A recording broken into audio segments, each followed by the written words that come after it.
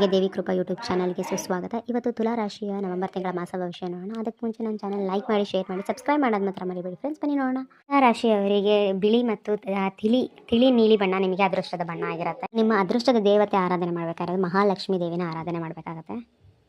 ತುಲಾ, ಕಟಕ, ಕುಂಭ ರಾಶಿ ನಿಮ್ಮ ಮಿತ್ರ ರಾಶಿಯಾಗಿರುತ್ತೆ. ತುಲಾ ರಾಶಿಯವರಿಗೆ ಶತ್ರು ರಾಶಿ ಅಂತ ಹೇಳಿದ್ರೆ ಸಿಂಹ ರಾಶಿ ಆಗಿರುತ್ತೆ. ಸೊ ಇವ್ರ ಜೊತೆ ನೀವು ಯಾವುದೇ ವ್ಯವಹಾರ ಮಾಡಬೇಕಾದ್ರೂ ತುಂಬ ಯೋಚನೆ ಮಾಡಬೇಕು. ಆದರೆ ಅದಕ್ಕಿಂತ ಹೆಚ್ಚಾಗಿ ನೀವು ಯಾರ ಜೊತೆ ವ್ಯವಹಾರ ಮಾಡಬೇಕಾದ್ರೆ ಅವರ ರಾಶಿ ಏನು ಅಂತ ಆದಷ್ಟು ತಿಳ್ಕೊಂಡು ನೀವು ವ್ಯವಹಾರ ಮಾಡಬೇಕಾಗತ್ತೆ. ತುಲಾ ರಾಶಿಯವರು ಹುಟ್ಟಿದಾಗ್ಲಿಂದನೂ ತುಂಬ ಜಾಣೆ ಆಗಿರ್ತಾರೆ. ಎಲ್ಲನೂ ತಿಳಿದಿದ್ರು ತಿಳಿದಿಲ್ಲ ಅನ್ನಂಗೆ ಅವ್ರ ಕೆಲಸನ ಮಾಡ್ಕೊಂಡು ಹೋಗ್ತಾ ಇರ್ತಾರೆ ಚಾಚು ತಪ್ಪದೆ. 9, 12, 21, 28ನೇ ತಾರೀಕು ನಿಮಗೆ ಶುಭವಾಗಿರುತ್ತೆ. ಇದನ್ನು ರಾಹುಕಾಲ ಹೊರತುಪಡಿಸಿ ನೀವು ಬೇರೆ ಕಾಲದಲ್ಲಿ ನೀವು ಮನೆ ತಗೋಬೇಕು, ಮದುವೆ ಆಗಬೇಕು, ಏನಾಗಬೇಕು ಅದನ್ನು ಮಾಡ್ಕೋಬೋದು. ಈ ತಿಂಗಳು ನಿಮಗೆ ಸ್ವಲ್ಪ ಕೆಲಸದಲ್ಲಿ ಅಡಚಣೆ ಆಗ್ತಾ ಇರುತ್ತೆ. ನಿಮಗೆ ಹೊಸ ವಿಷಯದಲ್ಲಿ ಚಾಲೆಂಜಸ್ ಬರ್ತಾ ಇರುತ್ತೆ. ಇನ್ನು ತುಲಾ ರಾಶಿಯವರು ಯಾವಾಗಲೂ ನೀವು ನೆಮ್ಮದಿಯಿಂದ ಜೀವನ ಮಾಡಬೇಕು ಅಂತ ಇರ್ತೀರಾ. ಅದು ನೀವು ಇದನ್ನೆಲ್ಲ ಖುಷಿಯಿಂದ ಯೋಚನೆ ಮಾಡಿ ಜೀವನ ಮಾಡಿದರೆ ಎಲ್ಲನೂ ಆಗುತ್ತೆ. ತುಲಾ ರಾಶಿಯವರು ಅವರ ಪ್ರತಿಭೆಯಿಂದ ಅವರು ಎಲ್ಲ ಕಡೆ ಗುರುತಿಸ್ಕೊಂಡಿರ್ತಾರೆ.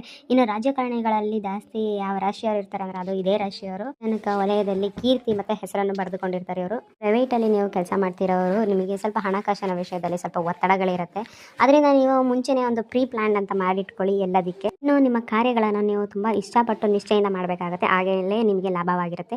ಬೇರೆಯವ್ರ ಮಾತಿಗೆ ತಲೆ ಕೆಡಿಸ್ಕೊಳ್ಳದೆ ಅವ್ರು ಏನು ಹೇಳಿದ್ರು ಅದು ಬಿಟ್ಟಾಕಿ, ಈ ಕಿವಿಗೆ ಕೇಳಿಸ್ಕೊಂಡು ಈ ಕಿವಿಲಿ ಬಿಟ್ಟಾಕಿ ಅನ್ನಂಗೆ ಗಾದೆ ಹೇಳ್ತಾರಲ್ಲ, ಅದೇ ಥರ ಮಾಡಿಕೊಂಡು ನೀವು ನಿಮ್ಮ ಕೆಲಸಗಳು ಮಾಡಬೇಕಾಗಲ್ಲ. ಮಾಡೋ ನಿಮಗೆ ಸಂದರ್ಭ ಸಮೇತ ಬರ್ಬೋದು. ಅದನ್ನು ನಿಮ್ಮ ಚಾಕುಚಕ್ಕೆಯಿಂದ ನೀವು ನಿವಾರಣೆ ಮಾಡ್ಕೊಳ್ಳಿ. ಇನ್ನು ಕೃಷಿಕರಿಗೆ ನಿಮಗೆ ಈ ತಿಂಗಳು ಹಣಕಾಸಿನ ವಿಷಯದಲ್ಲಿ ಆಗಿರುತ್ತೆ. ಆರೋಗ್ಯ ಸಮಸ್ಯೆಗೆ ಬಂತು ಹೇಳಿದ್ರೆ ಕಣ್ಣು ಮತ್ತು ಹೃದಯಕ್ಕೆ ಸಂಬಂಧಪಟ್ಟ ಸಮಸ್ಯೆಗಳು ಕಂಡು ಬರಬಹುದು. ರಾಜಕಾರಣಿಗಳು ಮತ್ತು ಕಲಾವಿದರಿಗೆ ಈ ತಿಂಗಳಲ್ಲಿ ಒಳ್ಳೆಯದು ಶುಭ ಕಾರ್ಯಗಳು ಆಗುತ್ತೆ. ಇನ್ನು ನವೆಂಬರ್ 1ರಿಂದ 15ರವರೆಗೆ ನೀವು ಭೂಮಿ ವಿಷಯದಲ್ಲಿ ಯಾವುದೇ ಥರ ಒಳ್ಳೆಯ ನಿರ್ಧಾರನೂ ತಗೊಳಕ್ಕೆ ಹೋಗಬೇಡಿ.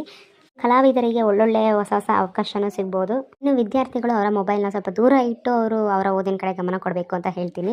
ಇನ್ನು ಕುಟುಂಬದ ವಿಷಯಕ್ಕೆ ಬಂದಾಗ ಅಲ್ಲಿ ಕುಟುಂಬದಲ್ಲಿ ಒಂದು ಒಳ್ಳೆಯ ಕಾರ್ಯ, ಶುಭ ಕಾರ್ಯಗಳು ಆಗುವಂಥದ್ದು, ಕೂಡುವಂಥದ್ದು ನಿಮಗೆ ಸಂದರ್ಭ ಕಂಡು ಬರ್ತದೆ.